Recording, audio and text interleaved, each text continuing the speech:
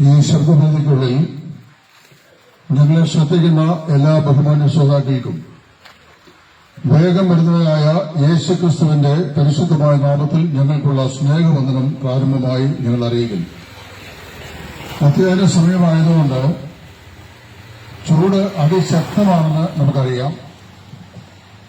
എങ്കിലും നിങ്ങളുടെ വിലപ്പെട്ട ശ്രദ്ധയെ അല്പം കൂടെ ഞങ്ങൾ കർത്താവായ യേശുക്രിസ്തുവിൽ സ്വാഗതം ചെയ്യുകയാണ്.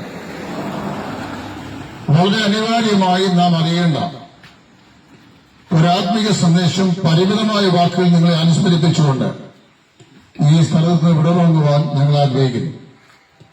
നാം എല്ലാം വന്നെത്തിയിരിക്കുന്നത് ഒരു വല്ലാത്ത ജീവിത സാഹചര്യത്തിലാണ്. നമ്മുടെ യുവതലമുറയെ സംബന്ധിച്ചുള്ള പ്രതീക്ഷകൾക്ക് മങ്ങലേറ്റുകൊണ്ടിരിക്കുന്ന, മനുഷ്യൻ നന്നാകണം എന്ന് മനുഷ്യൻ ആഗ്രഹിക്കുന്നെങ്കിലും മനുഷ്യൻ നന്നാക്കാൻ കഴിയാത്ത, മുമ്പൊരിക്കൽ ഒരാൾ പറഞ്ഞതുപോലെ ചൊവ്വയിലേക്ക് ഉപഗ്രഹങ്ങൾ അയക്കാനൊക്കെ പഠിച്ച മനുഷ്യൻ ചൊവ്വായി പോകാൻ ആഗ്രഹിക്കാത്ത ഒരു വല്ലാത്ത ജീവിത സാഹചര്യത്തിലാണ് ഞാൻ നിങ്ങൾ ജീവിക്കുന്നത്. മനുഷ്യന് അടിസ്ഥാനപരമായി എന്തോ ഒരു തകരാറ് സംഭവിച്ചിട്ടുണ്ട്. അതേത് മനുഷ്യനും സമ്മതിച്ചേ മതിയാകുകയുള്ളൂ. ഒരു മഹാനായ മനുഷ്യൻ ഇങ്ങനെയാണ് പറഞ്ഞത്: ദൈവത്തെ കൊണ്ടല്ലാതെ മറ്റാരെ കൊണ്ട് നിറയ്ക്കാൻ കഴിയാത്ത ഒരു ശൂന്യതാബോധം ഏത് മനുഷ്യന്റെയും ഹൃദയത്തിൽ തലം കെട്ടി നിൽക്കുന്നു. ആ ശൂന്യതാബോധം മതങ്ങൾ കൊണ്ടോ മീമാംസകൾ കൊണ്ടോ തത്വശാസ്ത്രങ്ങൾ കൊണ്ടോ സാമൂഹികപരമായ പ്രവർത്തന ശൈലികൾ കൊണ്ടോ തത്വചിന്തകൾ കൊണ്ടോ ഒന്നും തന്നെ നികത്തുവാൻ സാധിക്കുകയില്ല. അങ്ങനെയായിരുന്നെങ്കിൽ നമ്മുടെ ഇവിടുത്തെ കൂടുപോലെ വളർന്നു വരുന്ന അനവധി നിരവധി മതങ്ങളും പ്രസ്ഥാനങ്ങളും തത്വചിന്തകളും മനുഷ്യനെ ഇതിനോടകം തന്നെ നന്നാക്കിയെടുക്കുമായിരുന്നു എന്ന് ചിന്തിക്കുകയാണ്. എന്നാൽ മനുഷ്യനെ നന്നാക്കാൻ സാധിക്കുന്നില്ല. എവിടെയോ ഒരു സാരമായ പാളിച്ച അവന്റെ ജീവിതത്തിൽ സംഭവിച്ചിട്ടുണ്ട്. ഈ സാരമായ പാളിച്ചയെ സംബന്ധിച്ച് പറയുമ്പോൾ അനിവാര്യമായി നാം മനസ്സിലാക്കേണ്ട ഒന്ന് രണ്ട് യാഥാർത്ഥ്യങ്ങൾ ഈ സമയത്ത് ഞാൻ ഓർപ്പിക്കുകയാണ്. എന്താണ് മനുഷ്യന്റെ അടിസ്ഥാനപരമായ പ്രശ്നം? മനുഷ്യന്റെ അടിസ്ഥാനപരമായ പ്രശ്നം മനുഷ്യന്റെ ഹൃദയത്തിന്റെ പ്രശ്നമാണ്. അമേരിക്കൻ ഐക്യനാടുകളിലെ പ്രസംഗങ്ങളുടെ പ്രഭുവായി അറിയപ്പെട്ട ബില്ലി ഗ്രഹാം അതേ ഒരിക്കൽ ഇപ്രകാരം പറഞ്ഞു: the problem of the whole world is the problem of the heart of man. അതായത് സർവ്വലോകവും ഇന്ന് അഭിമുഖീകരിക്കുന്ന ഏറ്റവും വലിയ പ്രശ്നം മനുഷ്യന്റെ ഹൃദയത്തിന്റെ പ്രശ്നമാണ്. That is the problem of sin. അതായത് പാപത്തിന്റെ പ്രശ്നം. പാപത്തിന്റെ പ്രശ്നത്തിന്റെ പരിഹാരം വന്നു കഴിയുമ്പോൾ ലോകത്തിന്റെ പ്രശ്നത്തിന്റെ പരിഹാരം ഉണ്ടാകുമെന്നാണ്. മനുഷ്യരുടെയും ശാന്തി സമാധാനമില്ല. രാജ്യങ്ങൾ തങ്ങൾ പോരാട്ടങ്ങൾ, നമുക്കറിയാവുന്ന റഷ്യ ഉക്രൈൻ പോരാട്ടം തുടങ്ങിയിട്ട് വർഷം 3 കഴിഞ്ഞു. ജനലക്ഷങ്ങൾ അവിടെ കൊല്ലപ്പെട്ടു. ഇപ്പോഴും യുദ്ധം തുടരുകയാണ്. സമാധാന സന്ധിക്കാനുള്ള പരിശ്രമങ്ങൾ ലോകരാഷ്ട്രങ്ങൾ പലപ്പോഴും ശ്രമിച്ചിട്ടും ആവശ്യമായ നിലയിലുള്ള ഒരു സമാധാന സന്ധിയെ എത്തിച്ചേരുവാൻ ഇരു രാജ്യങ്ങൾക്ക് സാധിക്കുന്നില്ല. യുദ്ധം പൊടുകൂടും അത് മുന്നോട്ട് പോയിക്കൊണ്ടിരിക്കുന്നു. ഇസ്രായേൽ അറബ് രാജ്യങ്ങൾ തമ്മിലുള്ള പലസ്തീൻ തമ്മിലുള്ള യുദ്ധം അതിന്റെ പാതയിൽ കൂടി മുമ്പോട്ട് പോയിക്കൊണ്ടിരിക്കുകയാണ്. ജാതി ജാതിയോട് എതിർക്കുന്നു, വംശങ്ങൾ വംശങ്ങളോട് എതിർക്കുന്നു. മനുഷ്യർ എവിടെയും കൊലയും കൊലവിളിയുമായി ഓടി നടക്കുന്നു. ഈ കഴിഞ്ഞ 2 ആഴ്ചത്തെ വർത്തമാന പത്രങ്ങൾ വായിച്ചാൽ എനിക്ക് നിങ്ങൾക്കും അറിയാം, നമ്മുടെ നാട്ടിൽ എത്രയോ കൊലയും കൊള്ളിവെപ്പുമാണ് ഇപ്പോൾ നടന്നുകൊണ്ടിരിക്കുന്നത്.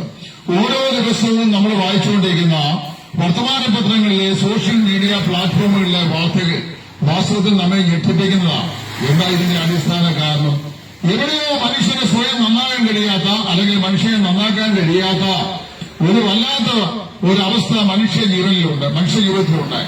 ആ അവസ്ഥ അല്ലെങ്കിൽ ആ പ്രകൃതം മനുഷ്യനെ അവൻ അംഗീകരിക്കാത്ത, അവൻ ആദരിക്കാത്ത, അവൻ ഇഷ്ടമില്ലാത്ത ജീവിത പന്ഥാവിലേക്ക് അവനെ വലിച്ചിഴിച്ചു കൊണ്ടുപോകുന്നു. 1979 മുതൽ ഇവിടുത്തെ പല ജയിലുകളിലും സുവിശേഷ വേല ചെയ്യുന്ന ഒരു മനുഷ്യന്റെ കൂടെ സന്ദർശിച്ച് അവിടുത്തെ തടവുള്ളികളായ ആളുകളെ കണ്ട് അവരോട് സുവിശേഷം പറയാനുള്ള ഭാഗ്യം എനിക്ക് ഉണ്ടായിട്ടുണ്ട്. പല സെല്ലുകളിൽ കഴിയുന്ന പല ആളുകളോടും, അതായത് കൊലക്കുറ്റത്തിന് ശിക്ഷിക്കപ്പെട്ട് അകത്ത് കിടക്കുന്ന ആളുകളോടും, മോഷണം പിടിച്ചു പറയും, പിന്നെ കത്തിക്കുത്ത്, കൊലവിളി, ഇങ്ങനെയുള്ള പ്രശ്നങ്ങൾക്ക് വേണ്ടി ജയിലറകളിൽ അടയ്ക്കപ്പെട്ടിരിക്കുന്ന പല മഹാന്മാരോടും, സ്നേഹിത, എങ്ങനെയാണ് നിങ്ങൾ ഇങ്ങനെ ഇവിടെ എത്തിച്ചേർന്നത് ചോദിച്ചപ്പോൾ പല ആളുകളും സങ്കടത്തോട് മൊഴിയ വാക്കുകൾ എന്റെ ഓർമ്മയിലുണ്ട്. അത് പറഞ്ഞു വെച്ച് ഒരു കാരണവശാലും ഇവിടെ എത്തിച്ചേരാൻ ഞങ്ങൾ ആഗ്രഹിച്ചതല്ല. സാഹചര്യം അങ്ങനെ ചെയ്തു, അങ്ങനെ ഉണ്ടാക്കി വെച്ചു. അതായത് ആ പ്രത്യേക സാഹചര്യത്തിൽ ഇങ്ങനെ പ്രകോപനപരമായി ചെയ്തു പോയി നിയമത്തിന്റെ ഊരാക്കുടുക്കിൽ അകപ്പെട്ട് ഞങ്ങൾ ഇവിടെ വന്നെത്തിയിരിക്കുകയാണ്. അപ്പൊ ഒരു യാഥാർത്ഥ്യം എനിക്ക് മനസ്സിലായി. ഒരു മനുഷ്യനും ജയിലറകൾ അടയ്ക്കപ്പെടുന്നത് മനഃപൂർവ്വമല്ല. ആർക്കും ആരെയും തല്ലാനോ കൊല്ലാനോ അടിവഴി ഉണ്ടാക്കാനോ ഒന്നും താല്പര്യമില്ല. എന്നാൽ ചില പ്രത്യേകമായ സാഹചര്യങ്ങളിൽ, ചില പ്രകോപനങ്ങളിലും ഒക്കെ അകപ്പെട്ട് മനുഷ്യന് ആത്മനിയന്ത്രണം നഷ്ടപ്പെട്ട് കഴിയുമ്പോൾ അവന് അരുതാത്ത പല പ്രവൃത്തികളിലേക്ക് കൈനീട്ടുകയും കത്തിക്കുത്തലും വെട്ടിക്കൊലയിലും ഒക്കെ അവസാനിക്കുകയും ചെയ്യുന്നു. അങ്ങനെയാണ് മനുഷ്യന്റെ വാസ്തവത്തിൽ ഇന്ന് യാതൊരു നിലയിലുള്ള സ്വസ്ഥതയും സമാധാനവുമില്ലാത്ത ഒരു അന്തരീക്ഷം സമൂഹത്തിലുണ്ട്, ഭവനങ്ങളിലുണ്ട്, മനുഷ്യൻ കൂടി നടക്കുന്ന എല്ലായിടങ്ങളിലുമുണ്ട്.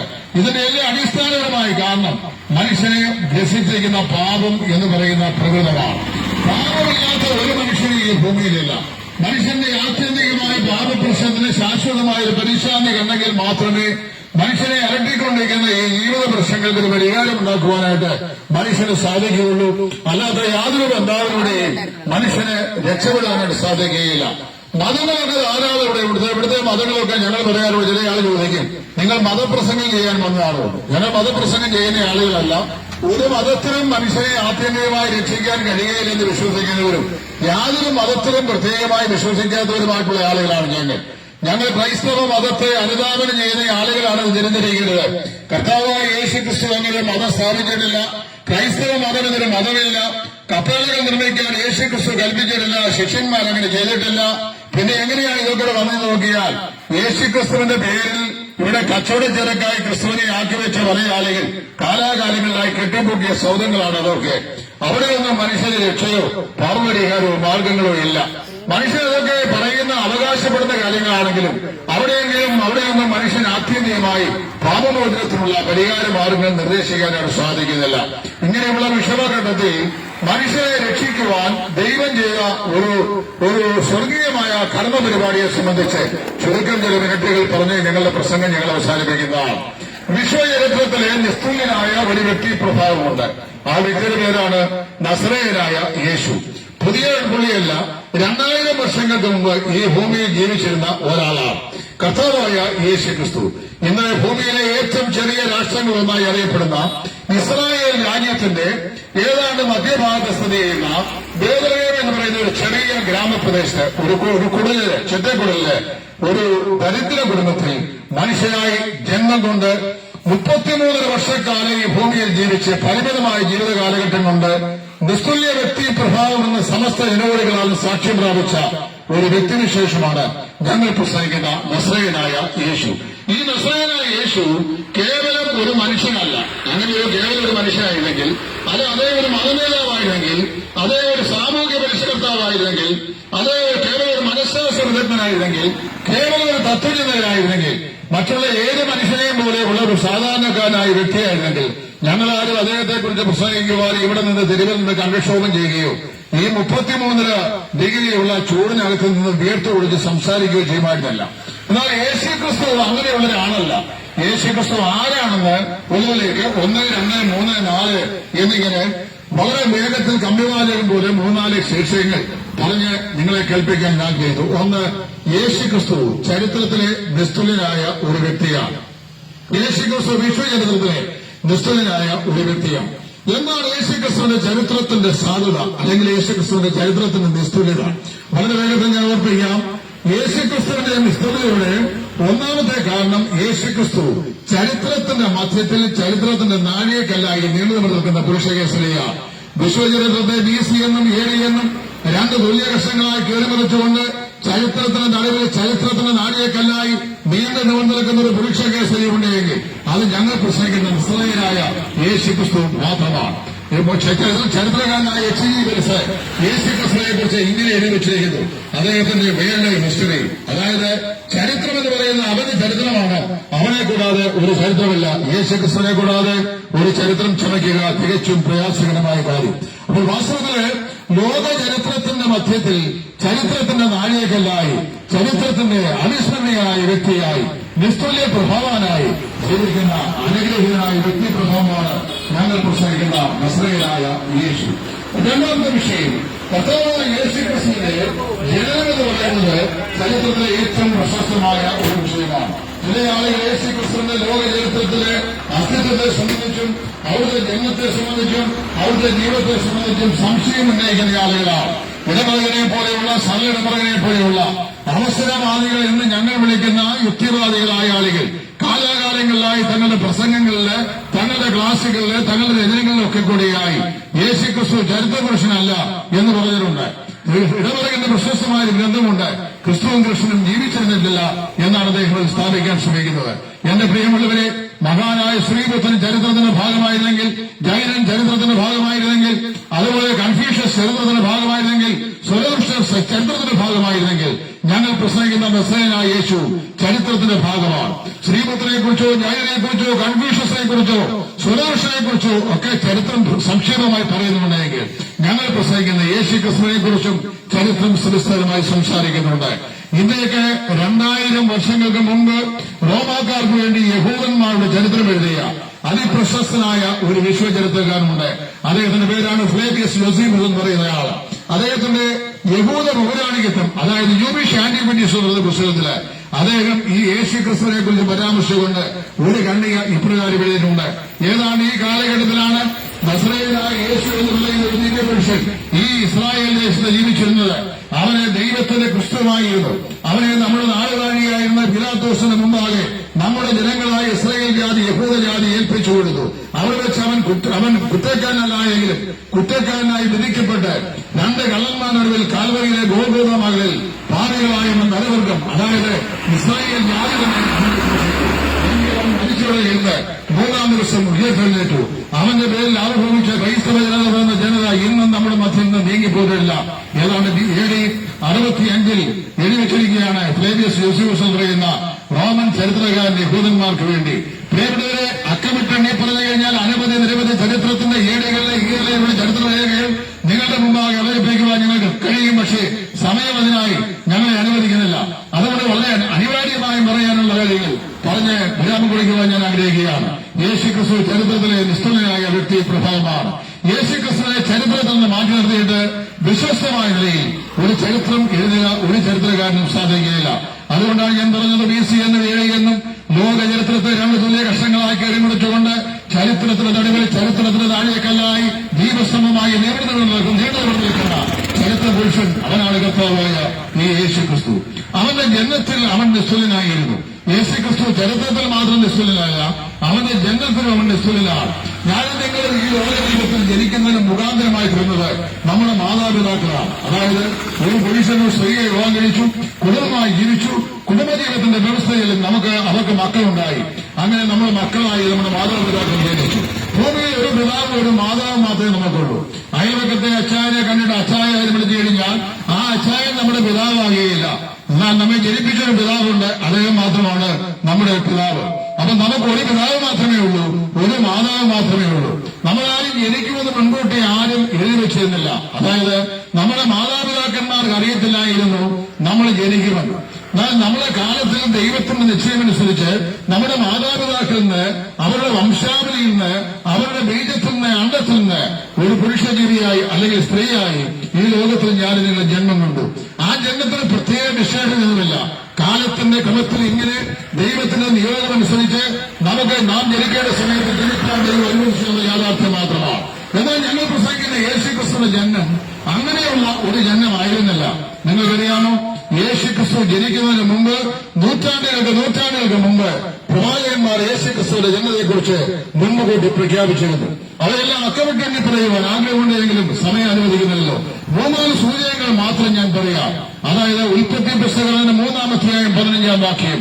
ഏദൻ പ്രദേശയെ ദൈവത്തിന്റെ കരവിരുതായി ദൈവം സൃഷ്ടിച്ചാക്കിയ ആദ്യ മനുഷ്യൻ പാപം ചെയ്ത് പരിശുദ്ധനായ ദൈവത്തിൽ നാട്ടി പുറത്താക്കപ്പെട്ടു, തോട്ടത്തിൽ പുറത്താക്കപ്പെട്ട നിമിഷം ആദ്യ മനുഷ്യനോട്, ആദവനോട്, അവന്റെ ഭാര്യയായ ഹവ്വയോട് സ്വർഗത്തിലെ ദൈവം സുഷാവായ ദൈവം വിളിച്ചു പറഞ്ഞു, സ്ത്രീയുടെ സന്തതി സർപ്പത്തിന്റെ തലയെ തകർക്കും. അതായത് അനധിവിദൂര ഭാവിയിൽ മാനവജാതിയുടെ പാപത്തിന്റെ പരിഹാരത്തിന് വേണ്ടി ഉത്ഥാനത്തിനായി ലോകത്തിൽ ഉദയം ചെയ്യുവാൻ പോകുന്ന നസ്രയനായ യേശു എങ്ങനെ ജനിക്കും, എങ്ങനെയാണ് അവന്റെ ജന്മപ്രക്രിയ എന്ന് കർത്താവായ യേശു ജനിക്കുന്നതിന് 4000 വർഷങ്ങൾക്ക് മുമ്പ് ഏദൻ പർദീസയിൽ വെച്ച് തന്നെ ഭാവിയായ മനുഷ്യരുടെ പരസ്യമായി പരിശുദ്ധനായി ദൈവം തമ്പുരാൻ പ്രഖ്യാപിച്ചു, സ്ത്രീയുടെ സന്തതിയായി അവൻ ഈ ലോകത്തിൽ ജനിക്കും. 4000 വർഷങ്ങൾ കാലചക്രത്തിൽ ഉരുണ്ടുമാറി ഗലാത്യലേഖനം 4-ാം അധ്യായത്തിലെ 4-ാം വാക്യം അവിടെ തന്നെയായ പൗലോസ് യേശുക്രിസ്തുവിന്റെ ജനനത്തിന് ശേഷം ഏതാണ്ട് 32 വർഷങ്ങൾക്ക് ശേഷം, യേശുവിന്റെ ജനനത്തിനും മരണത്തിനും ഏതാണ്ട് ചില സമയത്തിന് ശേഷം ഡെമസ്കോസിന് വഴിവാകിൽ വെച്ച് പരിവർത്തന വിധേയനായ യേശുക്രിസ്തുവിനെ ജീവിതത്തിൽ രക്ഷിതാവും കർത്താവുമായി സ്വീകരിച്ച് അത്ഭുതാപകമായ രൂപാന്തരത്തിന് ഇടയായി തീർന്ന ഈ ചരിത്രപുരുഷനായ പൗലോസ് പറയുകയാണ്, കാലത്തിന്റെ സമ്പൂർണ്ണതയിൽ ദൈവം സ്ത്രീയുടെ സന്തതിയായി ഈ ലോകത്തിൽ ജനിച്ചുവെന്ന്. ആ പ്രവാചക വാക്യങ്ങളെ ഉദ്ധരിച്ചുകൊണ്ട് BC 740 കാലഘട്ടങ്ങളിൽ ഇസ്രായേലിലെ സുവിശേഷകൻ എന്നറിയപ്പെട്ട പഴയകാലത്തെ സുവിശേഷകൻ എന്നറിയപ്പെട്ട പ്രശസ്തനായ യെശയ്യാ പ്രവാചകൻ യെരൂശലേമിന്റെ രാജവീതിയിൽ നെടുകയും കുറുകയും നടന്നുകൊണ്ടത് എങ്ങനെ വിളിച്ചു പറഞ്ഞു, കന്യക ഗർഭിണിയായ ഒരു മകനെ പ്രസവിക്കും. അവൻ എങ്ങനെ ജനിക്കും? പുരുഷബന്ധം കൂടാതെ കന്യക ഗർഭിണിയായി ഒരു മകനെ പ്രസവിക്കും. അവൻ തന്നെ ജനത്തെയുടെ പാപങ്ങളുടെ മോചപ്പാലിക്കൊണ്ട് അവനെ യേശു എന്ന് പേർ വിളിക്കപ്പെടും. വിശുദ്ധ മത്തായിയുടെ സുവിശേഷം 1-ാം അധ്യായത്തിൽ 22-ാം വാക്യം. കർത്താവ് BC 740 യെശയ്യാ പ്രവാചകൻ ആരെക്കുറിച്ച് പ്രഖ്യാപിച്ചു? ആ പ്രാഥമിക നിവൃത്തിയ നിലയിൽ ഇവിടെ മറിയയിൽ കന്യകാസുരനായി ദൈവത്തിന്റെ പരിശുദ്ധനാത്മാവിനാൽ ഉത്ഭൂതനായ കർത്താവായ യേശുവിനെ സംബന്ധിച്ച് അവിടെ പറയുമ്പോൾ ഗബ്രിയേൽ ദൂതൻ മറിയയോട് പറയുകയാണ്, കുടലവിശകളെ നിനക്ക് വന്ദനം, നീ ഗർഭിണിയായ ഒരു മകനെ പ്രസവിക്കും. അവൻ തന്നെ ജനതയുടെ ഭാരങ്ങളുടെ മോചിപ്പാൻ നീക്കുകൊണ്ട് നീ അവനെ യേശു എന്ന് പേർ വിളിക്കണം. എന്ന് മാത്രമല്ല, മത്തായി സുവിശേഷത്തിൽ യഹൂദന്മാർക്ക് എഴുതിയ സുവിശേഷത്തിന്റെ താളുകൾ ഇങ്ങനെ വെച്ചിരിക്കുകയാണ്, യെശയ്യാ പ്രവാചകൻ മുഖാന്തരം എഴുതി വെച്ച ഈ പ്രവചനത്തെ നിവൃത്തിയായി അങ്ങനെ സംഭവിച്ചുവെന്ന്. ഇനി അടുത്തത് അവൻ എവിടെയാണ് ജനിക്കുന്നത്? മീഖാ പ്രവാചകന്റെ പുസ്തകം 5-ാം അധ്യായം 2-ാം വാക്യം.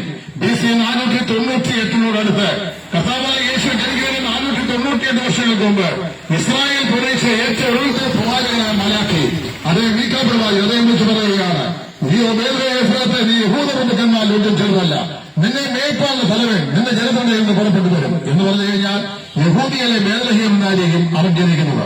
മാത്രമല്ല ഇനി ഉൽപ്പത്തി പുസ്തകം 49-ാം അധ്യായം അവിടെ വായിക്കുന്നത്, അവകാശമുള്ളവന് വരുവോളം രാജരംഗോ യഹൂദയുടെ കാലുകൾക്കിടയിൽ നിന്ന് നീങ്ങിപ്പോയിരുന്നാണ്.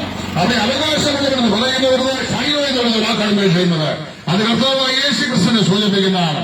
നസ്രയനായ യേശു ലോകത്തിന്റെ ഉദ്ധാരകനായി രക്ഷകനായി ലോകത്തിൽ ജനിക്കുന്നതിന് നിരവധി വാക്യശൈലങ്ങൾ വേദപുസ്തകത്തിലുണ്ട്. അത് യെശയ്യാ പ്രവാചകൻ പിന്നെയും വിളിച്ചു പറഞ്ഞു, ഇതാ നമുക്കൊരു ശിശു ജനിച്ചിരിക്കുന്നു, നമുക്കൊരു മകൻ നൽകപ്പെട്ടിരിക്കുന്നു, ആധിപത്യം അവന്റെ തോളിലേക്കും, അവന്റെ അത്ഭുതമന്ത്രി, വേദനാം ദൈവം, നിത്യപിതാവ്, സമാധാന പ്രഭു എന്ന് വിളിക്കപ്പെടും. അപ്പോൾ ഞങ്ങൾ പറയുന്നത് യേശുക്രിസ്തുവിന്റെ ജന്മം ചരിത്രത്തിലെ നിസ്തുല്യമായ സംഭവമാണ്. 2, യേശുക്രിസ്തുവിന്റെ ജന്മം തന്നെ നിസ്തുല്യമായ ഒരു ജന്മമാണ്.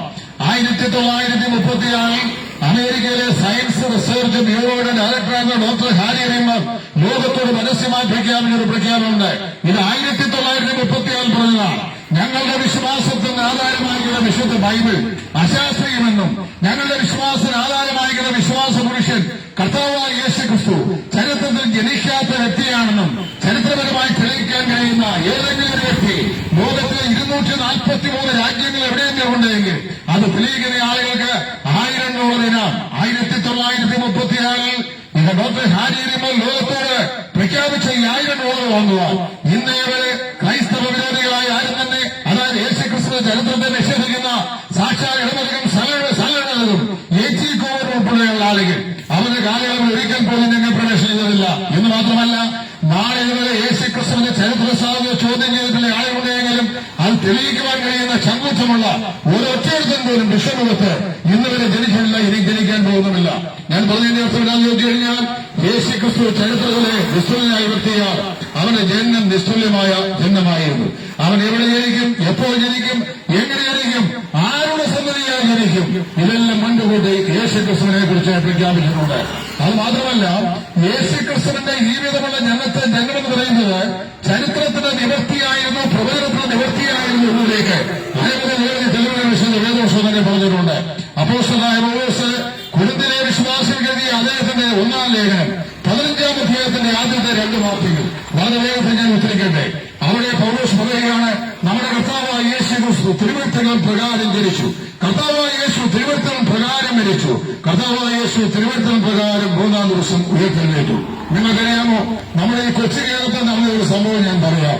ബഹുമാനായ ഇ.കെ. നായനാർ, അതായത് ഇടതുപക്ഷ ജനാധിപത്യ മുന്നണിയിൽ ഭരണം നടത്തിയതിൽ ഞാൻ അത്യന്തം ബഹുമാനിക്കുന്ന ഒരു വ്യക്തിയായിരുന്നു ബഹുമാനപ്പെട്ട ഇ.കെ. നായനാർ. അല്പം ഫലത്തോടെയാണ് അദ്ദേഹം സംസാരിക്കുന്നെങ്കിലും നല്ലൊരു ഭരണാധികാരിയായിരുന്നു. അദ്ദേഹത്തിന്റെ മരണത്തിൽ അദ്ദേഹത്തിന് ലഭിച്ച യാത്രയപ്പ് കേരള രാഷ്ട്രീയത്തിൽ വേറെ ആർക്കെങ്കിലും കിട്ടിയിട്ടുണ്ടെന്ന് എനിക്ക് തോന്നുന്നില്ല. അദ്ദേഹം ഒരിക്കല് ഇവിടെ മുഖ്യമന്ത്രിയായി ഭരിക്കുന്ന സമയത്താണ് കേന്ദ്ര ടെലികോം മിനിസ്റ്ററായിരുന്ന രാജേഷ് പൈലറ്റ്, അദ്ദേഹം കേന്ദ്ര ക്യാബിനറ്റ് റാങ്കിൽപ്പെട്ടയാളാണ്. അദ്ദേഹം സ്റ്റേറ്റ് സന്ദർശിച്ചു, കേരള സംസ്ഥാനം സന്ദർശിച്ചു. പ്രോട്ടോകോൾ അനുസരിച്ച് ഒരു കേന്ദ്രമന്ത്രി കേരളം സന്ദർശിക്കുന്നുവെങ്കിൽ ഇവിടുത്തെ ആഭ്യന്തര വകുപ്പിനെ അത് അറിയിക്കണം. ആഭ്യന്തര വകുപ്പിനെ അറിയിച്ചു കഴിയുമ്പോൾ ആവശ്യമായ പോലീസ് സംരക്ഷണം അദ്ദേഹത്തിന് നൽകും. പക്ഷേ രാജേഷ് പൈലറ്റ് കേന്ദ്രമന്ത്രി ക്യാബിനറ്റ് മേഖലയുടെ മന്ത്രിയായിരുന്നെങ്കിലും അദ്ദേഹം കേരളം സന്ദർശിച്ചപ്പോൾ ആഭ്യന്തര വകുപ്പിനെ അറിയിക്കേണ്ടതെന്ന് അറിയിച്ചില്ല. അതുകൊണ്ട് വേണ്ടത്ര നിലയിലുള്ള പോലീസ് സംരക്ഷണവും അദ്ദേഹത്തിന് കൊടുക്കുവാൻ സ്റ്റേറ്റ് ഗവൺമെന്റ് സാധിച്ചില്ല. മടങ്ങി അദ്ദേഹം ഡൽഹി ചെന്നു. ഡൽഹി ചെന്ന ശേഷം ബഹുമാനപ്പെട്ട ഇ.കെ. നായനാർ ഒരു കത്തെഴുതി, ഞാൻ കേന്ദ്ര ക്യാബിനറ്റ് റാങ്കുള്ള മന്ത്രിയായിട്ടും അങ്ങനെ ഭരിക്കുന്ന കേരളത്തിൽ ഞാൻ വന്നു കഴിഞ്ഞപ്പോൾ എനിക്ക് ആവശ്യമായ പോലീസ് സംരക്ഷണം തരാതെന്ന് വലിയൊരു തെറ്റായി പേരായി പോയി എന്ന് നമ്മുടെ ബഹുമാന്യനായ ഇ.കെ. നായനാർ അവർ അദ്ദേഹത്തിന് മറുപടി കൊടുത്തു. കേന്ദ്രമന്ത്രി രാജേഷ് പൈലറ്റ് അല്ല, പ്രപഞ്ചത്തെ പഠിച്ചവനാണെങ്കിൽ ഈ ഭൂമിയിലേക്ക് വരുമ്പോൾ പറഞ്ഞേച്ചു വേണം വരാൻ, പറഞ്ഞേച്ചു വന്നാൽ സംരക്ഷണം ചെയ്യുന്ന അദ്ദേഹം പറഞ്ഞത്. ഞാൻ പറയട്ടെ, ആഴിയെ ഊഴിനിമിടമായ ബ്രഹ്മാണ്ഡ ഘടാകത്തെ ഉണ്ടാകട്ടെ എന്ന ഉച്ചാരണം കൊണ്ട് പഠിച്ച സർവശക്തനായ ദൈവത്തിന്റെ പുത്രനായ യേശുക്രിസ്തു 2000 വർഷങ്ങൾക്ക് മുമ്പ് മനുഷ്യവർഗത്തിന്റെ പാപത്തിന്റെ ഉദ്ധാരകനായി ലോകത്തിൽ മനുഷ്യനായി അവതരിക്കുമ്പോൾ അവൻ പറഞ്ഞേച്ചായ ലോകത്തിലേക്ക് വന്നത് 4000 വർഷങ്ങൾക്കപ്പുറമുള്ള മാനവ ചരിത്രം മുഴുവൻ പരിശോധിച്ചു കഴിഞ്ഞാൽ പ്രവാചക വാക്യങ്ങളിലെല്ലാം നമ്മുടെ കർത്താവായ യേശുക്രിസ്തു ജനത്തെക്കുറിച്ച് അക്കമിട്ട് എണ്ണിത്തിട്ടപ്പെടുത്താൻ കഴിയാത്ത നിലയിലുള്ള അനവധി പ്രവാചക സൂക്തങ്ങൾ നമുക്ക് കാണുവാൻ കഴിയും. കാലാകാലങ്ങളായി ജനിച്ച് ജീവിച്ച മനുഷ്യ തലമുറകളോട് ആവർത്തിച്ച് സ്വർഗത്തിലെ ദൈവം പറഞ്ഞു, ഞാൻ വരുന്നു, പുസ്തകങ്ങളിൽ എന്നെ കുറിച്ച് എഴുതിയിരിക്കുന്നു, ദൈവമേ അങ്ങയുടെ ഇഷ്ടം ചെയ്യുവാൻ ഞാൻ പ്രിയപ്പെടുന്നു പറഞ്ഞുകൊണ്ട് മനുഷ്യരക്ഷയ്ക്കായി ലോകത്തിലെ വിളിച്ചവനാണ് കർത്താവായ യേശു. യേശുക്രിസ്തുവിന്റെ ജന്മം ചരിത്രത്തിൽ നിസ്തുല്യമാണ്. 2 ജനനം അതിൽ തന്നെ നിസ്തുല്യമാണ്. അത് എഴുതപ്പെട്ട പ്രവചനങ്ങളുടെ നിവൃത്തി എന്ന നിലയിലാണ് ഈ ഭൂമിയിൽ സംഭവിച്ചത്. ഇനി 2, യേശുക്രിസ്തുവിന്റെ ജീവിതം നിസ്തുല്യമായ ഒരു ജീവിതമായിരുന്നു. എന്താണ് യേശുക്രിസ്തുവിന്റെ ജീവിതത്തിന്റെ നിസ്തുല്യത? ഞാനും നിങ്ങൾ ഈ ഭൂമിയിൽ ജീവിക്കുന്നു. ബൈബിൾ പറയുന്നു നാം എല്ലാവരും പാപികളാണ്. ബൈബിൾ മാത്രമല്ല, വിശ്വസ്തമായ എല്ലാ മതഗ്രന്ഥങ്ങളും പഠിപ്പിക്കുന്ന അടിസ്ഥാന തത്വം മനുഷ്യൻ പാപിയാണ് എന്നാണ്. പാപോഹം പാപകർമ്മോഹം പാപാത്മാ പാപസംഭവ. ഞാൻ ജനിച്ചിരിക്കുന്ന പാപത്തിലാണ്, ഞാൻ ജീവിക്കുന്നത് ചരിക്കുന്നത് പാപത്തിലാണ്. എന്റെ ജന്മം പാപമയമാണ്, എന്റെ ജീവിതം പാപമയമാണ്. പാപചിന്തയില്ലാതെ ലോകത്തിൽ ജനിച്ച് ജീവിക്കുന്ന ഒരു മനുഷ്യനെയും ഭൂമിയിലില്ല. നിങ്ങൾ മതവിശ്വാസിയാണെങ്കിലും അല്ലെങ്കിലും, അതായത് നിങ്ങൾ ഈശ്വര നിഷേധിയാണെങ്കിലും ഈശ്വര വിശ്വാസിയാണെങ്കിലും നിങ്ങളും ഞാനും ഒരുപോലെ ഈ ഭൂമുഖത്ത് ജീവിക്കുമ്പോൾ ഞാനും നിങ്ങളും പാപികളാണ്. നമ്മുടെ ഇവിടെ ചെറിയ കടകൾ പലതുമുണ്ട്. ഈ ചെറിയ കടകളൊക്കെ വൈകിട്ട് 6, 7, 8 മണി വരെ തുറന്നു വെച്ചിരിക്കും. ആളുകൾ വരും, സാധനസാമഗ്രികൾ വാങ്ങും, കാശ് കൊടുക്കും, വീട്ടിൽ പോകും. ഒരു 7, 8 മണി കഴിയുമ്പോൾ ഈ കടകളുടെ ഉടമസ്ഥന്മാരെ വന്നിട്ട് ഈ കടയുടെ ഷട്ടർ താഴ്ത്തി അത് നല്ല കനമുള്ള ഗോദ്രജിന്റെ ലോക്കിട്ടത് പൂട്ടും. എന്താണെന്ന് അറിയാമോ? ഇവിടെ മനുഷ്യൻ പാപിയായതുകൊണ്ടാണ് അത് പൂട്ടുന്നത്. മനുഷ്യൻ പാപിയല്ല എങ്കിൽ ഇവിടെ കടകളെ പൂട്ടേണ്ട ആവശ്യമില്ല. മനുഷ്യൻ പാപിയല്ലെങ്കിൽ ഇവിടെ കോടതികളുടെ ആവശ്യമില്ല. മനുഷ്യൻ പാപിയല്ലെങ്കിൽ ഇവിടെ പോലീസ് സേനയുടെ ആവശ്യമില്ല. മനുഷ്യൻ പാപിയല്ലെങ്കിൽ മറ്റ് പല സംവിധാനങ്ങളുടെ ആവശ്യം ഇവിടെയില്ല. 24 മണിക്കൂർ ഇതെല്ലാം തുറന്നിടാൻ നമുക്ക് സാധിക്കും. നമ്മുടെ വീടുകൾക്ക് ഗേറ്റിന്റെ ആവശ്യം വരികയില്ല. നമ്മുടെ വീടുകൾ പൂട്ടേണ്ട ആവശ്യം വരികയില്ല. ഇതെല്ലാം ആവർത്തിച്ച് നമ്മെ അനുസ്മരിപ്പിക്കുന്നത് മനുഷ്യൻ പാപിയാണ് എന്നാണ്. അവർ ഏത് മതത്തിൽപ്പെട്ടവനായാലും മനുഷ്യൻ പാപിയാണ്. ഇനി മതരഹിതനാണെങ്കിലും അവൻ പാപിയാണ്. വിശുദ്ധ വേദപുസ്തകപ്രകാരം പറയുന്നു, പാപത്തിന്റെ ലാഞ്ചനയേൽക്കാത്ത ഒരു മനുഷ്യനെ ഇതപര്യന്തം ലോകത്തിൽ ജനിച്ചിട്ടില്ല. അപ്പോസ്തലനായ പൗലോസ് പറയുകയാണ്, ഒരു വ്യത്യാസമില്ല, എല്ലാവരും പാപം ചെയ്ത് ഒരുപോലെ ദൈവദേശം ഇല്ലാത്തവരായി തീർന്നു. അങ്ങനെയാണെങ്കിൽ ഞങ്ങൾ പ്രസംഗിക്കുന്ന നസ്രായനായ യേശു, അവനെക്കുറിച്ച് മാത്രമാണ് പാപരഹിതൻ എന്ന് പ്രഖ്യാപിക്കാൻ കഴിയുന്ന ഒരു പുരുഷ വിശേഷം ഈ ഭൂമിയിൽ ജീവിച്ചിട്ടുള്ളത്. കർത്താവായ യേശുക്രിസ്തു വഴിയെ ഇതുവരെയുള്ള മാനവജനത്തിൽ നിന്ന് ജനിച്ച് ജീവിച്ചിട്ടുള്ള, ഇനി ജീവിക്കുവാനുള്ള എല്ലാ മനുഷ്യരും ഒരുപോലെ ഈശ്വരദൃഷ്ടിയിൽ പാപികളാണ്. മുഹമ്മദ് നബി അദ്ദേഹത്തിന്റെ കർത്താവായ യേശുക്രിസ്തുവിനെ കുറിച്ച് പറഞ്ഞൊരു പ്രസ്താവന സൂചിപ്പിച്ച് മാത്രം ഞാൻ മുമ്പോട്ട് പോകട്ടെ. അത് ഇന്ന് പറയുകയാണ്, സന്തതികൾ ഇംഗ്ലീഷിനാൽ കുറ്റപ്പെടാത്ത ഒരേ ഒരു പുരുഷവിശേഷം ലോകത്തെ സംബന്ധിച്ചുണ്ടെങ്കിൽ അത് നസ്രയത്തിലെ മറിയമിന്റെ മകനായ യേശു, അതായത് നസ്രയനായ യേശു മാത്രമാണ്. ഇത് മുഹമ്മദ് നബി പറഞ്ഞ പ്രസ്താവനയാണ്. പ്രിയമുള്ളവരെ, അപ്പം യേശുക്രിസ്തു ഒഴികെ ലോകത്തിൽ ജനിച്ച് ജീവിച്ചിട്ടുള്ള എല്ലാ ആളുകളും പാപികളാണ്. നാം എല്ലാവരും പാപികളാണ്. ഞാനിവിടെ പറയുകയാണ്, ഞാൻ പാപമില്ലാത്ത വ്യക്തിയാണെന്ന് പറഞ്ഞാൽ നിങ്ങൾ എന്നെ കല്ലെറിയും. കാരണം നിങ്ങൾക്കറിയാം, ഞാൻ സാധാരണ മാംസവും രക്തവുമുള്ള, നിങ്ങളെപ്പോലെ തന്നെ അസ്ഥിയും മാംസവുമുള്ള, നിങ്ങളെപ്പോലുള്ള ചിന്താഗതിയുള്ള, നിങ്ങളെപ്പോലുള്ള വികാരങ്ങളുള്ള, ഭാവങ്ങളുള്ള, ഇച്ഛാശക്തിയുള്ള ഒരു മനുഷ്യവിശേഷമാണ് എന്ന് നിങ്ങൾക്കറിയാം. എന്നാൽ നസ്രയനായ യേശു അവൻ പാപരഹിതനായിരുന്നു. അതുകൊണ്ട് അവൻ ജീവിതത്തിൽ നിശ്ചലനായിരുന്നു. 3.5 വർഷക്കാലമായിരുന്നു യേശുക്രിസ്തുവിന്റെ പരസ്യ ശുശ്രൂഷ കാലഘട്ടം. 3.5 വർഷക്കാലം കൊണ്ട് അദ്ദേഹം അനേകം ആയിരങ്ങളുടെ ലക്ഷങ്ങളുടെ ജനകോടികളെ തന്നെ അനുദാനം ചെയ്യുവാൻ വലിയൊരു ശിഷ്യഗണത്തെ അദ്ദേഹം ഉണ്ടാക്കി വെച്ചു. ജനങ്ങളുടെ സ്നേഹം കൊണ്ട് അവർക്കൊരു സാമ്രാജ്യം സ്ഥാപിച്ചു. ജീവിതത്തിന്റെ പരിശുദ്ധി അദ്ദേഹത്തിന്റെ മുഖമുദ്രയായിരുന്നു. തന്നെ പരക്കെ വിമർശിച്ച പരീക്ഷപക്ഷത്തിന്റെ മുഖത്ത് നോക്കിക്കൊണ്ട് നസ്രയനായ യേശു ഇപ്രകാരം വിളിച്ചു ചോദിച്ചു, നിങ്ങളിൽ ആർക്കെന്നെ പാപത്തെക്കുറിച്ച് ബോധപ്പെടുത്താൻ കഴിയും? ആ കാലത്തെ നാടുവാഴിയായിരുന്ന പിലാത്തോസിനോ, അന്നത്തെ രാജാവായിരുന്ന ഹേരോദാവിനോ, ഇസ്രായേലിന്റെ മഹാപുരോഹിതന്മാരായിരുന്ന ഹന്നാവിനോ കയ്യഫാവിനോ, പിന്നെ അവനെ ക്രൂശിച്ച പടയാളികൾക്കോ, റോമൻ സൈന്യത്തിനോ, അവന്റെ ക്രൂശീകരണത്തിൽ കുന്തവുമേന്തി കുരിശനിയോട് കാവൽ ചെയ്ത കാവൽ പടയാളികൾക്കോ, ഗവർണറായ പിലാത്തോസിന്റെ ഭാര്യയ്ക്കോ, ആർക്കും അവനെ പരക്കെ വിമർശിച്ച യഹൂദപക്ഷത്തിനോ ആർക്കും അവൻ പാപിയാണെന്ന് തെളിയിക്കുകയല്ല. ഞാൻ പറഞ്ഞത്, പാപരഹിതമെന്ന ജീവിതം കൊണ്ട് പരക്ക ജനങ്ങളാൽ സാക്ഷ്യം പ്രാപിച്ച്, ശത്രുക്കളാലും മിത്രങ്ങളാലും ഒരുപോലെ സാക്ഷ്യം പ്രാപിച്ച ഒരേ ഒരു പുരുഷവിശേഷം, അതാണ് ഞങ്ങൾ പ്രസംഗിക്കുന്ന നസ്രയനായ യേശു. അവന്റെ ജന്മത്തിൽ അവൻ നിസ്തുലനായിരുന്നു, ചരിത്രത്തിൽ അവൻ നിസ്തുലനാണ്, അവന്റെ ജീവിതത്തിലും അവൻ നിസ്തുലനാണ്. ഞാനും നിങ്ങളും നിസ്തുലനല്ല, സാധാരണക്കാരായ ആളുകളാണ്. യേശുക്രിസ്തുവിന് സമം യേശുക്രിസ്തു മാത്രം. അവനോട് തുല്യം ചെയ്യാൻ കഴിയുന്ന ഒരു വ്യക്തിവിശേഷവും നാളെ വരെ ലോകത്തുണ്ടായിട്ടില്ല, ഇനി ഒരിക്കലും ഉണ്ടാവുകയുമില്ല. 3, യേശുക്രിസ്തുവിന്റെ മരണം നിസ്തുലമായിരുന്നു. യേശുക്രിസ്തു ജന്മത്തിലും ജീവിതത്തിലും നിസ്തുലനായിരുന്ന പോലെ യേശുക്രിസ്തു മരണത്തിലും നിസ്തുലനായിരുന്നു. എന്താണ് യേശുക്രിസ്തുവിന്റെ മരണത്തിന്റെ പ്രത്യേകത? ഞാൻ നിങ്ങൾ ഈ ഭൂമിയിൽ ജനിക്കുന്നു, ഞാൻ നിങ്ങൾ ജീവിക്കുന്നു. ഒരു നാളിൽ മരണത്തിന്റെ തണുത്ത കരാളകഷ്ടങ്ങൾ നമ്മെ സ്പർശിക്കുമ്പോൾ മരണം വന്ന വാദവഴിയായി ഈ ലോകത്തിൽ നാം മറുലോകത്തേക്ക് മാറായും ചെയ്യേണ്ടതായി വരും. അത് നമ്മുടെ ജീവിതത്തിന്റെ വിധിയാണ്. നിശ്ചയമായും നാം അതിനെ അഭിമുഖീകരിക്കാൻ മതിയാവുകയുള്ളൂ. എന്തുകൊണ്ടാണ് മനുഷ്യൻ മരിക്കുന്നത്? ശാസ്ത്രത്തോട് ചോദിച്ചാൽ ശാസ്ത്രം പറയും അത് പ്രകൃതിയുടെ വികൃതിയാണ്. നമ്മുടെ വേണ്ടപ്പെട്ട പ്രിയപ്പെട്ടവരെ പലരെയും നമ്മൾ ആശുപത്രിയിലാക്കാറുണ്ട്. കേരള ഞാൻ തിരുവല്ലയിലുണ്ടായിരുന്ന ഞങ്ങളുടെ മെഡിക്കൽ മിഷൻ ഹോസ്പിറ്റലിലെ ചാപ്ലൈന്റെ ശുശ്രൂഷകളുടെ ഭാഗം നിവർത്തിച്ചിട്ടുണ്ട്.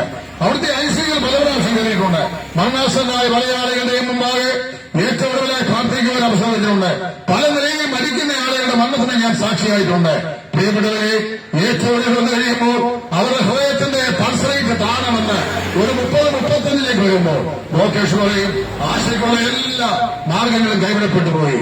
ഒരു നിലയിലും വൈദ്യശാസ്ത്രം സഹായിക്കാനായിട്ട് സാധിക്കുന്നില്ല. നിമിഷങ്ങൾക്കുള്ളിൽ രോഗി അദ്ദേഹത്തിന്റെ പൾസ് വന്നുവന്ന് 0യിലേക്ക് താഴും. ആള് ഈ ലോകത്തെ ശരീരത്തെ വിട്ട് ഉപയോഗപ്പെടും. മരണമൊരു യാഥാർത്ഥ്യമാണ്, സാർവത്രികമായ ഒരു സത്യമാണ്. അത് നാം അംഗീകരിച്ചേ മതിയാവുകയുള്ളൂ. ഏത് മനുഷ്യനും ഒരിക്കൽ ജനിച്ചാൽ മരിച്ചേ മതിയാവുകയുള്ളൂ. മരിക്കരുത് എന്നാണ് ഞാൻ നിങ്ങൾ ആഗ്രഹിക്കുന്നത്. എങ്കിലും മരണം നമ്മെ പുല്ലുമ്പോൾ മരണത്തിന്റെ മുമ്പാകെ നമുക്ക് വിറകലിച്ചു നിൽക്കുവാൻ സാധിക്കത്തില്ല, മടിച്ചു നിൽക്കാൻ സാധിക്കത്തില്ല. മരണം നമ്മെ മാറിവലിക്കുമ്പോൾ ലോകത്തെ വിട്ട് മറുവഴിയായി ഞാനും നിങ്ങളും മാറ്റപ്പെടും. നാടൻ പാട്ടുകളെ ജനകീയമാക്കിയ കലാഭവൻ മണി നിങ്ങൾക്കറിയാമല്ലോ.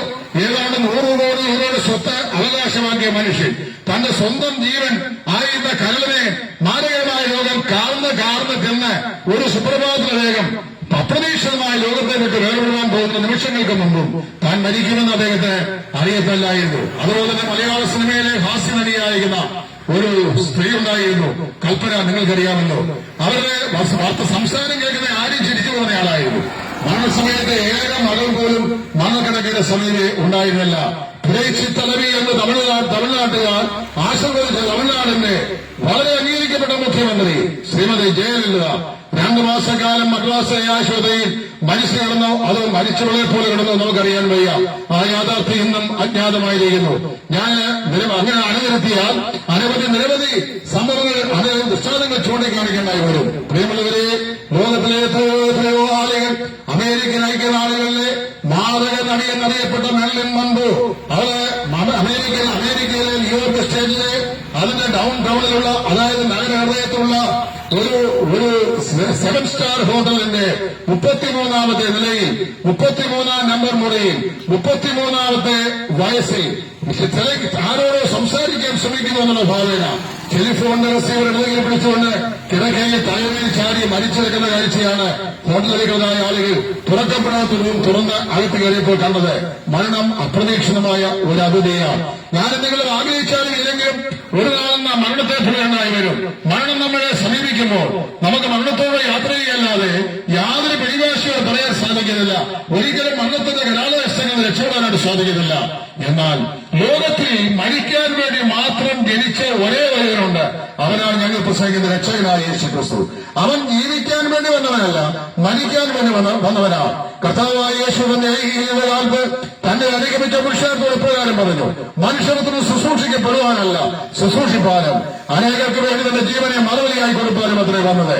അപ്പൊ മാനവരാശിയുടെ പാപത്തിന് പരിഹാരം വരുത്തുവാൻ മനുഷ്യനെ തക്ക സമയത്ത് അവന്റെ മരണത്തിൽ നിന്ന് അവനെ രക്ഷിക്കുവാൻ, മനുഷ്യന് വേണ്ടി മനുഷ്യനായി മരിക്കുവാൻ, പകരക്കാരനായി മരിക്കാവുന്ന ഏക ഉദ്ദേശത്തോടെ ഈ ലോകത്തിലേക്ക് ഇറങ്ങി വന്ന ഒരേ ഒരു പുരുഷവിശേഷം അവനാണ് നസ്രയനായ യേശു. ആ യേശു ക്രിസ്തു തന്റെ മരണത്തിലും നിസ്തുലനായിരുന്നു എന്ന് പറഞ്ഞു കഴിഞ്ഞാൽ നിങ്ങൾക്കറിയാമല്ലോ, വിശുദ്ധ വേദ ഇപ്രകാരമാണ് യേശു ക്രിസ്തുവിന്റെ മരണത്തെക്കുറിച്ച് പറയുന്നത്. കർത്താവ് മരിക്കുന്നതിന് മുമ്പ് തന്റെ അടിമ ശിഷ്യന്മാരോട് ഇപ്രകാരം പറയുകയുണ്ടായി: ഇതാ മനുഷ്യപുത്രൻ യെരൂശലേമിലേക്ക് പോകുന്നു, അവരെ പാപികളെ ഏൽപ്പിക്കപ്പെടുകയും അവർ അവരെ പിടിച്ച് ക്രൂശിച്ച് കൊല്ലുകയും ചെയ്യും. എന്നാൽ 3 നാൾ കഴിഞ്ഞിട്ട് അവൻ ഉയർത്തെഴുന്നേൽക്കും. കർത്താവായ യേശു പീലാത്തോസ് പറയുന്ന റോമൻ ഗവർണറുടെ മുമ്പാകെ അവന് നേരെ നിന്ന് വിസ്തരിക്കപ്പെട്ടു. ഞാനിവനും മരണയോഗ്യമായി യാതൊരു കുറ്റവും കാണുന്നില്ല എന്ന് പീലാത്തോസ് ആവർത്തിച്ച് പ്രഖ്യാപിക്കണം. അവനെ ക്രൂശിക്കുക എന്ന അട്ടഹസത്തെ യഹൂദ പരീക്ഷകളെ കുറ്റപ്പെടുത്തുവാൻ കുറ്റമില്ലാത്തവനെ മരണത്തിനായി ഏൽപ്പിച്ചു കൊടുത്തു പീലാത്തോസിന്റെ ഗവർണർ. പീലാത്തോസ് അവനെ വിട്ടയപ്പാൻ ആഗ്രഹമുണ്ടായി. ഈ യഹൂദന്മാർ ചോദിച്ചു, ഇവൻ ചെയ്ത ദോഷമുണ്ട്. അവൻ ആ അട്ടഹസിച്ചു അവനെ ക്രൂശിക്കുക. ഞാൻ നിങ്ങളുടെ രാജാവിനെ ഞാൻ ഘോഷിക്കണമോ എന്ന് അവർ ചോദിച്ചപ്പോൾ അവർ പറയുകയാണ്: ഞങ്ങൾക്ക് ഹേരോദാവല്ലാതെ ഒരു രാജാവില്ല. ഞങ്ങൾക്ക് അവനെ വേണ്ട. അവന്റെ രക്തം ഞങ്ങളുടെയും ഞങ്ങളുടെ മക്കളുടെയും മേൽ വരട്ടെ എന്ന് പറഞ്ഞ് സ്വന്തം ജീവിതത്തിന്മേൽ ശാപം ക്ഷണിച്ചു വരുത്തി നസ്രയനായ യേശുവിനെ മരണത്തിനായി ഏൽപ്പിച്ചു. അവന്റെ മരണത്തിൽ അവൻ നിസ്തുലനായിരുന്നു. എന്താ കാരണം? ഒരുവന്റെ മരണം സകല മനുഷ്യന്റെയും പാപത്തിന്റെ പരിഹാരത്തിന് വേണ്ടി അർപ്പിക്കപ്പെട്ടതായിരുന്നു. എബ്രായർ എഴുതിയ ലേഖനം 1-27 വാക്യത്തിൽ ഇങ്ങനെയാണ് നാം വായിക്കുന്നത്: ഒരിക്കൽ മരിക്കുകയും പിന്നെ ന്യായവിധിയും ദൈവം മനുഷ്യർക്കായി നിയമിച്ചിരിക്കുക. ക്രിസ്തു അങ്ങനെ തന്നെ അനേകരുടെ പാപങ്ങളെ ചുമപ്പാൻ ഒരിക്കലായി അർപ്പിക്കപ്പെട്ടു. തനിക്കായി കാത്തു നിൽക്കുന്ന രക്ഷയ്ക്കായി അവൻ പാപം കൂടാതെ രണ്ടാമതും പ്രത്യക്ഷനാകും.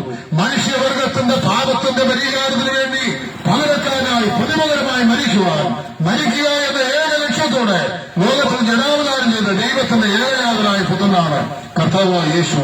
അവിടുന്ന് ചരിത്രത്തിലും ജന്മത്തിലും ജീവിതത്തിലും മരണത്തിലും നിസ്തുലനായിരുന്നു. അതിന്റെ കാരണം അവന്റെ മരണം ഒരു സാധാരണ മരണമായിരുന്നില്ല എന്നതാണ്. അവന്റെ മരണം ഒരു ആത്മഹത്യ മരണമായിരുന്നില്ല. അവന്റെ മരണം ഒരു ആകസ്മിക സംഭവമായിരുന്നില്ല. അവന്റെ മരണം മറ്റേതെങ്കിലും നിലയിലുള്ള ഒരു രക്തസാക്ഷിയുടെ മരണമായിരുന്നില്ല. നിങ്ങൾക്കറിയാമല്ലോ, ഏതെങ്കിലും രാഷ്ട്രീയ പാർട്ടികൾക്ക് വേണ്ടിയോ തങ്ങളെ സ്നേഹിക്കുന്ന ആളുകൾക്ക് വേണ്ടിയോ രക്തം ചൊല്ലി മരിക്കുവാൻ ഇഷ്ടപ്പെടുന്ന ആളുകൾ ധാരാളം ഉണ്ടാകും. തമിഴ്നാട് മുഖ്യമന്ത്രിയായിരുന്ന ജയലളിത രോഗാതുരയാൽ ആശുപത്രിയിൽ അകപ്പെട്ട് കഴിഞ്ഞപ്പോ അവരോട് ഡിവോഷൻ ഹേതുവായി അവർക്ക് വേണ്ടി കയ്യിലെ നരമ്പുകൾ മുറിച്ച് രക്തമൊഴുക്കിയ ആളുകളുടെ ചരിത്രം വരെ വർത്തമാന പത്രങ്ങളിൽ നാം വായിച്ചിട്ടുണ്ട്. ആത്മാഹുതി ചെയ്യുവാൻ ഒരുക്കപ്പെട്ടുന്ന യുവാക്കന്മാരെ പോലീസ് സേന ഇടപെട്ട് പിന്മാറുകയായിരുന്നു. ഞാൻ പറഞ്ഞത് രാഷ്ട്രീയ നേതാക്കന്മാർക്ക് വേണ്ടി, മത നേതാക്കന്മാർക്ക് വേണ്ടി, മതസമേതകൾക്ക് വേണ്ടി, തത്വചിന്തകൾക്ക് വേണ്ടിയൊക്കെ രക്തം ചൊരിയുവാൻ തങ്ങളെ തന്നെ ഏൽപ്പിച്ചു കൊടുക്കുന്ന ധാരാളം ആളുകൾ കാലാകാലങ്ങളായി ലോകത്തിൽ ജീവിച്ചിട്ടുണ്ട്, മൺമറിഞ്ഞിട്ടുണ്ട്. ഒരുപക്ഷെ നാളെയുള്ള നാളുകളിൽ ഇനി അങ്ങനെ വലിയ ആളുകൾ രംഗത്ത് വന്നു എന്നും വരാവുന്നതാണ്. എന്നാൽ മരിക്കുക എന്ന ലക്ഷ്യത്തിലൂടെ ലോകത്തിൽ മനുഷ്യരായി അവതരിച്ച് ലോകത്തിൽ ജീവിച്ച് മാതൃകയാട്ടിയ ഒരേ ഒരുവൻ കർത്താവായ യേശുവായിരുന്നു. യേശു ക്രിസ്തുവിന്റെ മരണത്തിൽ എന്താണ് സംഭവിച്ചത്? വളരെ വേഗത്തിൽ ഞാൻ സൂചിപ്പിക്കാം. കർത്താവായ യേശു അവൻ കാൽവരിലെ ക്രൂശിൽ 2 കള്ളന്മാർ നടുവിൽ കാരണവാളികളാൽ ക്രൂശിതനായി അവൻ മരിച്ചു. അങ്ങനെ മരിക്കേണ്ടത് മനുഷ്യവർഗത്തിന്റെ പാപത്തിന് വേണ്ടിയുള്ള പ്രവചനത്തെ നിവർത്തി എന്നാണ് വിശുദ്ധ വേദപുസ്തകം പറയുന്നത്. കർത്താവായ യേശു തിരുവഴുത്തൽ പ്രകാരം ജനിച്ചു, തിരുവഴുത്തൽ പ്രകാരം മരിച്ചു, തിരുവഴുത്തൽ പ്രകാരം പൂർണ്ണാമ സംഘേറ്റു.